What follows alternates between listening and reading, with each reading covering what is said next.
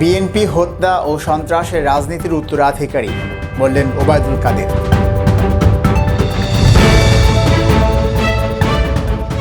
দ্বিতীয় ধাপে 25 জেলায় পৌঁছেছে করোনার টিকা।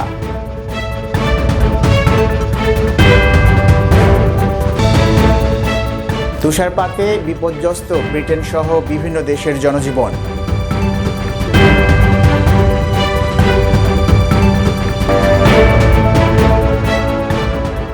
হাসপাতাল থেকে বাড়ি ফিরলেন সৌরভ।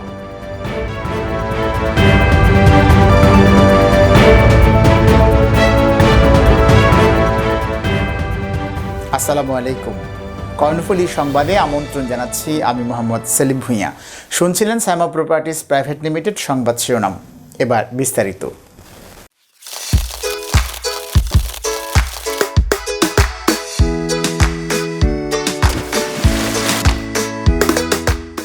সাইমা সুপার শপ, সাশ্রয়ী মূল্যে সর্বোত্তম পণ্য।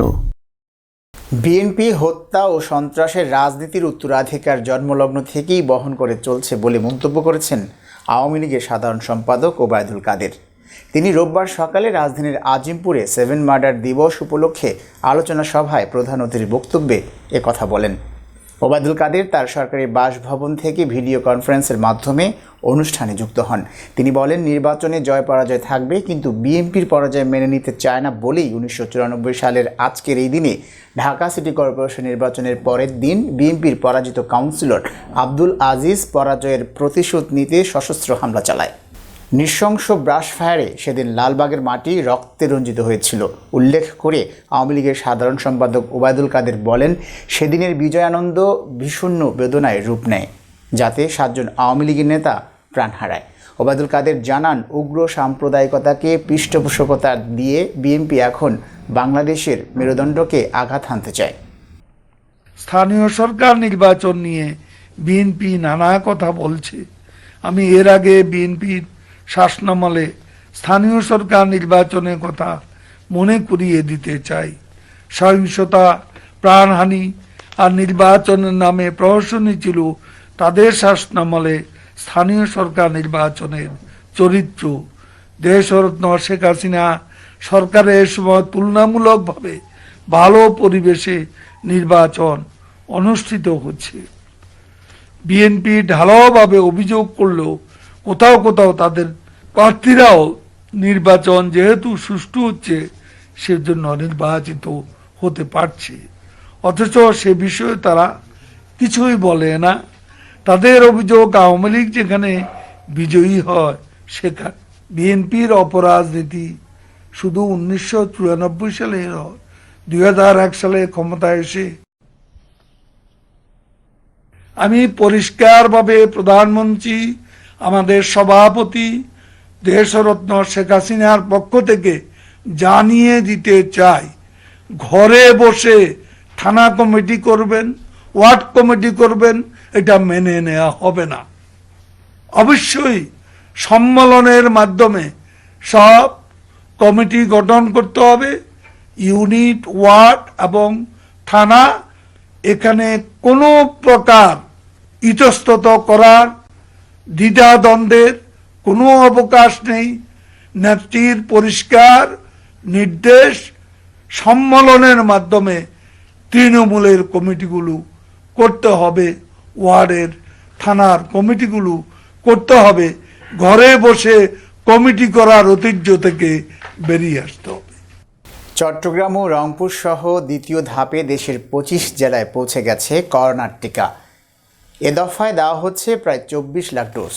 এরই মধ্যে বেশ কয়েকটি জেলায় স্বাস্থ্যকর্মীদের প্রশিক্ষণও শুরু হয়েছে। রোববার সকাল 7টার কিছু আগে চট্টগ্রামে পৌঁছেছে বহুল প্রতীক্ষিত করোনার ভ্যাকসিন। কাকডাকা ভোরে কড়া পুলিশ পাহারায় সরবরাহকারী প্রতিষ্ঠান ভ্যাকসিনকোর রেফ্রিজারেটর ভ্যানে 38টি কার্টুনে 4,56,000 টিকা এসে পৌঁছায়। পরে টিকাগুলো রাখা হয় ইপিআই কোল্ড স্টোর রুমে। নগরীর 15টি হাসপাতালে ভ্যাকসিন দেওয়া শুরু হবে আগামী 7 ফেব্রুয়ারি থেকে। চিকিৎসক ও পুলিশ সহ যারা করোনা প্রতিরোধে সামনের সারিতে আছেন, অগ্রাধিকার ভিত্তিতে প্রথমে তাদের দেওয়া হবে। চট্টগ্রাম স্বাস্থ্য বিভাগের পরিচালক হাসান শাহরিয়ার বলেন, চট্টগ্রামে মেডিকেলের 4টি আউটলেট থেকে আমরা প্রথম দিন শুরু করব। এবং সেক্ষেত্রে আমাদের ফ্রন্ট লাইন যারা আছেন তাদের একটি লিস্ট আছে, সেখান থেকে আমরা যিনি প্রথমে আসতে চান তাকে দিয়ে টিকা কার্যক্রম শুরু করব। অন্যদিকে ভোর 5টার কিছু পরে রংপুরে পৌঁছে 2,40,000 dose corona vaccine. Civil surgeon সহ জেলা স্বাস্থ্য বিভাগের কর্মকর্তারা 17টি কার্টুনে আনা টিকা গ্রহণ করেন। রংপুরে প্রথম দফায় আসা ভ্যাকসিনের চালানটি বিভাগীয় স্বাস্থ্য কর্মকর্তার কার্যালয়ের ইপিআই স্টোরে রাখা হয়েছে। এর আগে স্টোর রুমে টিকা রাখার উপযোগী করা হয়। এরই মধ্যে টিকা প্রদানে স্বাস্থ্যকর্মীদের প্রশিক্ষণ সম্পন্ন হয়েছে বলে জানিয়েছেন সিভিল সার্জন। পর্যায়ক্রমে সিলেট, সুনামগঞ্জ, ঠাকুরগাঁও সহ দেশের অন্যান্য জেলায় পৌঁছেছে দ্বিতীয় দফায় এই করোনা ভ্যাকসিন। ঢাকা 2 সিটিতে ফ্ল্যাট প্রতি ময়লার বিল সর্বোচ্চ 100 টাকা নির্ধারণ করে দেওয়া হলেও আদায় করা হচ্ছে 150 থেকে 300 টাকা। সেবা না নিলেও গুনতে হচ্ছে বিল। ময়লা সংগ্রহকারীরা বিল বাবদ বছরে 612 কোটি টাকা আদায় করলেও উত্তর সিটি কর্পোরেশন এ থেকে কোনোই অর্থই পায় না, আর দক্ষিণ সিটি কর্পোরেশন পাচ্ছেন 9 কোটি টাকা। বর্জ্য সংগ্রহকারীরা বাসা থেকে ময়লা সংগ্রহ করে তা সেকেন্ডারি ট্রান্সফার স্টেশনে নিয়ে যায়। এর জন্য ময়লা সংগ্রহকারীরা ফ্ল্যাট প্রতি সর্বোচ্চ 100 টাকা বিল দিতে পারবে বলে নির্ধারণ করে দিয়েছে দক্ষিণ সিটি কর্পোরেশন। অথচ 49 নম্বর ওয়ার্ডে ফ্ল্যাটের রুম প্রতি 100 টাকা করে ময়লার বিল আদায় করছে বিপুল ট্রেডার্স নামের একটি প্রতিষ্ঠান। যারা সেবা নিচ্ছে না তারাও এই টাকা দিতে বাধ্য। ঢাকা দক্ষিণ সিটি কর্পোরেশনের 49 নং ওয়ার্ডের এক বাসিন্দা বলেন, ময়লার জন্য প্রতি ফ্ল্যাট থেকে 400 টাকা এবং রুম প্রতি 100 টাকা করে নিচ্ছে। আবার বলে ময়লা ফেললেও দিতে হবে, না ফেললেও দিতে হবে। ময়লা সংগ্রহকারী প্রতিষ্ঠানগুলো 2 সিটি কর্পোরেশন থেকে বছরে 612 কোটি টাকা আদায় করে। অথচ এই অর্থ থেকে দক্ষিণ সিটি কর্পোরেশন পায় 9 কোটি টাকা, আর উত্তর সিটি কর্পোরেশনের এই অর্থের কোনো অংশই পায় না। বাকি 603 কোটি টাকা চলে যায় মধ্যস্থভোগীদের পকেটে। অবৈধ পথে ভারতে গিয়ে 1.5 থেকে 3 বছর কারাভোগ শেষে দেশে ফিরেছেন 2 শিশুসহ 12 বাংলাদেশি নারী পুরুষ। শনিবার বিকেলে বিশেষ ট্রাভেল পারমিটের মাধ্যমে বেনাপোল চেকপোস্ট দিয়ে ভারতের পেট্রাপোল ইমিগ্রেশন পুলিশ তাদেরকে বেনাপোল ইমিগ্রেশন পুলিশের কাছে হস্তান্তর করে। তারা ভারতে 1.5 থেকে 3 বছর কারাভোগ করেছে বলে ভুক্তভোগীরা জানান।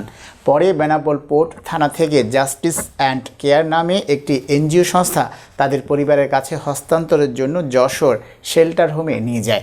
ফেরত আসার মধ্যে 3 জন নারী, 7 জন পুরুষ ও 2 জন শিশু রয়েছে। এরা বাগেরহাট, খুলনা ও বরগুনা জেলার বাসিন্দা। জাস্টিস অ্যান্ড কেয়ারের এরিয়া ম্যানেজার AVM মুহিত বলেন, বিভিন্ন সময়ে দালালের খপ্পরে পড়ে ভালো কাজের আশায় তারা ভারতে যায়। সে দেশের বেঙ্গুলুর এলাকায় বিভিন্ন বাসাবাড়িতে কাজ করার সময় তারা ভারতীয় পুলিশের হাতে আটক হয়।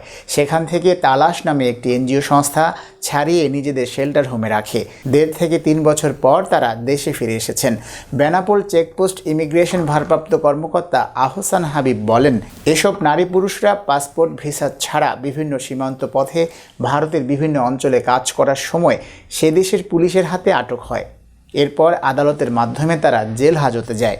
পরে ভারতের বেঙ্গুলুরে তালাশ নামে একটি বেসরকারি এনজিও সংস্থা তাদের জেল থেকে ছাড়িয়ে নিজেদের শেল্টার হোমে রাখে। সেখানে 1.5 থেকে 3 বছর থাকার পর ভারতের সরকারের দেওয়া বিশেষ ট্রাভেল পারমিটের মাধ্যমে দেশে ফিরেছে। ইমিগ্রেশন আনুষ্ঠানিকতা শেষে তাদের বেনাপোল পোর্ট থানায় হস্তান্তর করা হয়েছে। সেখান থেকে জাস্টিস অ্যান্ড কেয়ার নামে এনজিও সংস্থা তাদের ছাড়িয়ে পরিবারের কাছে হস্তান্তর করবেন। রাজশাহীর বিভিন্ন উপজেলায় খেজুরের রস দিয়ে গুড় তৈরি করছেন গাছেরা। এই গুড় স্থানীয় বাজারে পাইকারি বিক্রি করছেন তারা। ব্যবসায়ীদের হাত ঘুরে গুড় চলে যাচ্ছে রাজধানী সহ দেশের বিভিন্ন প্রান্তে। ভোরের আলো ফোটার পর গাছেরা খেজুর গাছ থেকে রস সংগ্রহ করে। সংগৃহীত রস টিনের পাত্রে ঢেলে জাল দিয়ে গুড় তৈরির প্রক্রিয়া শুরু হয়। আস্তে আস্তে রস গাঢ় হয়ে রূপ নিতে থাকে গুড়ে। পরম যত্নে গাছেরা সুস্বাদু মশলা ও লালি গুড় তৈরি করেন। এরপর বিভিন্ন আকারের ছাকে বসিয়ে গুড়ের প্রস্তুতি শেষ করেন। এরপর বিক্রির জন্য বাজারে নেন। শীতের এই মৌসুমে পাটারি, মশলা ও লালি গুড় তৈরি করেই চলে গাছেদের জীবন সংসারের চাকা। রোববার ও বুধবার এই 2 দিন সকাল থেকেই জমজমাট হয়ে ওঠে রাজশাহীর দুর্গাপুর উপজেলার গুড়ের হাট। চলে পাইকারি দরে বেচা কেনা। দেশের বিভিন্ন প্রান্ত থেকে আসা ব্যবসায়ীরা এই হাট থেকে চাহিদা অনুযায়ী খেজুরের গুড় কিনে নিয়ে যান। বর্তমান বাজারে এসব গুড় পাইকারি বিক্রি হচ্ছে 85 টাকা কেজি দরে। দাম ভালো পাওয়ায় সন্তুষ্ট গাছেরা। প্রায় ৬,০০০ গাছই রাজশাহীর বিভিন্ন উপজেলায় খেজুরের গাছ লিজ নিয়ে রস সংগ্রহের উপযোগী করে তৈরি করেন। দেশ জুড়ে আবারও ঝেঁকে বসেছে শীত। উত্তর ও দক্ষিণ পশ্চিমাঞ্চলের কয়েক জেলার উপর দিয়ে বয়ে যাচ্ছে মৃদু শৈত্যপ্রবাহ। ঘন কুয়াশার বিভিন্ন জেলায় দিনের বেশিরভাগই সময়ই দেখা মিলছে না সূর্যের। হাসপাতালগুলোতে বাড়ছে ঠান্ডাজনিত রোগের সংখ্যা। এদিকে ঘন কুয়াশার কারণে বাংলাবাজার, শিমুলিয়া ও দৌলদিয়া পাটুরিয়া নৌ রুটে ফেরি চলাচল ব্যাহত হচ্ছে। রোববার দেশের সর্বনিম্ন তাপমাত্রা রেকর্ড করা হয়েছে কুড়িগ্রামের রাজারহাটে 5.5 ডিগ্রি সেলসিয়াস, যা চলতি শীতের মৌসুমে সর্বনিম্ন তাপমাত্রা। বাংলাদেশের শীতের দাপট মূলত চলে জানুয়ারি মাস জুড়ে। ডিসেম্বরের মাঝামাঝি ও মধ্য জানুয়ারির এই 2 দফা মৃদু শৈত্যপ্রবাহের পর জানুয়ারির শেষে এসে তৃতীয় দফায় শৈত্যপ্রবাহ বইছে। সেই সঙ্গে পাতা ঝরার দিনও চলছে প্রকৃতিতে। বিদায়ের আগে কাঁপিয়ে দিয়ে যাচ্ছে শীত। রোববার রাজশাহীর সর্বনিম্ন 5.7 ডিগ্রি সেলসিয়াস তাপমাত্রা রেকর্ড করা হয়েছে। এছাড়া চুয়াডাঙ্গা ও ঈশ্বরদীতে 6.2, বলরগাছি ও সৈয়দপুরে 6.5 ডিগ্রি সেলসিয়াস তাপমাত্রা রেকর্ড করা হয়েছে। বরগুনা, রংপুর, দিনাজপুর, তেঁতুলিয়া, ডিমরা, যশোর আর শ্রীমঙ্গলে তাপমাত্রা ছিল 7 থেকে 8 ডিগ্রি সেলসিয়াসের মধ্যে। আর ঢাকার তাপমাত্রা 11.7 ডিগ্রি সেলসিয়াস। জ্যেষ্ঠ আবহাওয়াবিদ আব্দুর রহমান জানান, কুড়িগ্রাম, শ্রীমঙ্গল সহ বিস্তীর্ণ অঞ্চলে বয়ে যাওয়া এই শৈত্যপ্রবাহ আরও 2-1 দিন অব্যাহত থাকবে।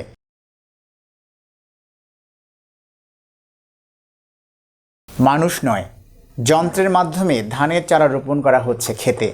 এই প্রযুক্তির মাধ্যমে নরসিংদী জেলার রায়পুর উপজেলার পরীক্ষামূলকভাবে বোরো ধানের চারা রোপণ করা হচ্ছে। নতুন প্রযুক্তির ব্যবহারে খুশি কৃষকরা। এ পদ্ধতিতে চাষাবাদে কমছে খরচ, লাভবান হচ্ছেন তারা। কৃষি প্রণোদনা কর্মসূচির আওতায় দেশের 61 জেলার পাশাপাশি নরসিংদীতেও শুরু হয়েছে আধুনিক কৃষি যন্ত্র ব্যবহারে ধান চাষ। রায়পুর উপজেলার পলাশতলী ইউনিয়নের প্রদর্শনী মাঠে 3টি রাইস ট্রান্সপ্লান্টের মাধ্যমে 50 একর জমিতে হাইব্রিড বোরো ধানের চারা রোপণ করা হয়েছে। ধান কাটা ও মাড়াইও হবে আধুনিক যন্ত্র কম্বাইন্ড হারভেস্টার মাধ্যমে। এতে কৃষকের সময় বাঁচবে, পাশাপাশি উৎপাদন খরচও কমবে।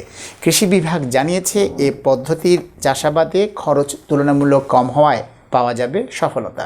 আধুনিক এই কৃষিযন্ত্র সহজলভ্য ও কৃষকদের কাছে পৌঁছে দিতে উদ্যোগ নেওয়ার কথা জানিয়েছেন জেলা প্রশাসক। এই পদ্ধতির চাষাবাদে উৎপাদন বাড়ার আশা সংশ্লিষ্টদের। তুষারে ছেয়ে গেছে লন্ডন সহ ব্রিটেনের বিভিন্ন শহর। এতে ব্যাহত হচ্ছে যান চলাচল। যুক্তরাষ্ট্রের নিউ ইয়র্কের কয়েকটি অঙ্গরাজ্যে তুষারপাত অব্যাহত আছে। এদিকে জাপানের উত্তরাঞ্চলে ভারী তুষারপাতে বিধ্বস্ত হয়ে পড়েছে জনজীবন। বরফের স্তূপ জমে যাওয়ায় রেল চলাচল বন্ধের পাশাপাশি অর্ধশতাধিক ফ্লাইট বাতিল করেছে কর্তৃপক্ষ। বরফে ঢাকা পথঘাট আর বাড়ির ছাদ। সফেদ তুষারে ছেয়ে গেছে জাপানের উত্তরাঞ্চল।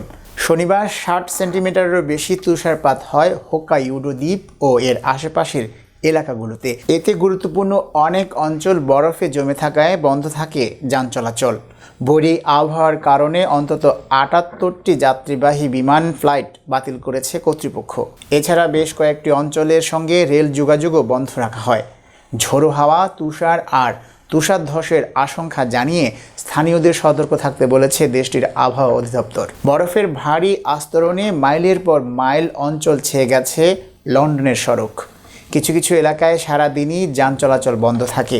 তাপমাত্রা হিমাঙ্কের নিচে নেমে যাওয়ায় তীব্র শীতে জবুথবু অবস্থা ব্রিটেনবাসীর। কিছু কিছু এলাকায় সাময়িক সময়ের জন্য দেখা দেয় বিদ্যুৎ বিভ্রাট।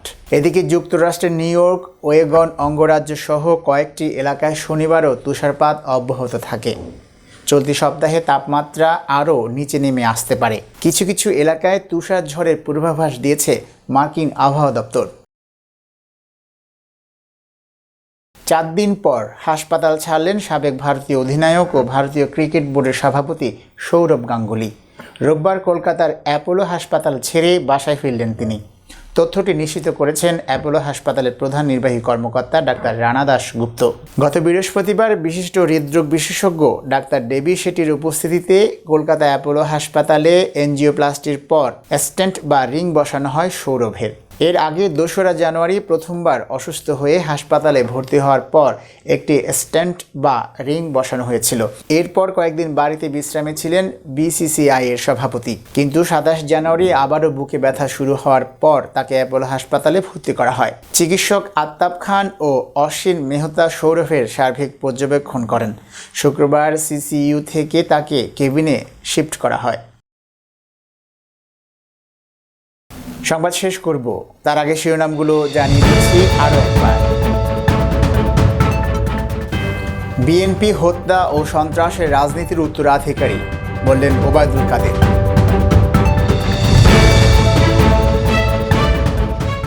দ্বিতীয় ধাপে 25 জেলায় পৌঁছেছে করোনার টিকা।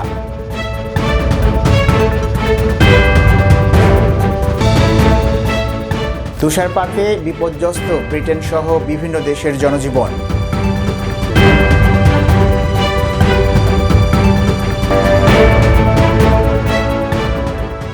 হাসপাতাল থেকে বাড়ি ফিরলেন সৌরভ।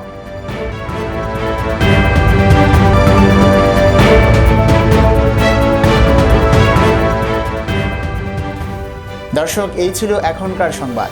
প্রতিদিন রাতে আমাদের সংবাদ দেখার আমন্ত্রণ রইল। সবার আগেই সর্বশেষ সংবাদ পেতে এক্ষুনি আমাদের পেজে লাইক ও কমেন্ট করুন এবং আমাদের ইউটিউব চ্যানেলে সাবস্ক্রাইব করুন। ধন্যবাদ সবাইকে।